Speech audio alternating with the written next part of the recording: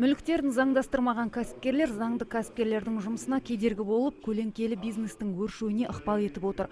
Бұл бағытта құрылған комиссия өңірдегі кәсіпкерлердің басын қосып, мүліктерін жариялау бойынша егжей-тегжейлі түсіндіріп берді. Осыдан 2 жыл бұрын күшіне енген заңға сәйкес кез келген кәсіпкер мүлкін заңдастырып, оны мемлекеттік тіркеуге қою қажет. Осы талаптарды орындаған бизнесмендер еш уайымсыз мүліктерін еркін жарнамалап, қалаған уақытында сатылымға қоя алатын болады. Облыста осы уақытқа дейін жариялау жөнінде 940 өтініш келіп түскенмен, олардың 708-і заңдастырылған, ал қалған нысандарға қатысты құжаттар кері қайтарылған. Себебі комиссияның қойған талаптарына сай емес. Екі бағытта жүзеге асып келе жатқан легализацияның бірінші бағыты ғимараттарды заңдастыру болса, екіншісі ақшаны жария ету.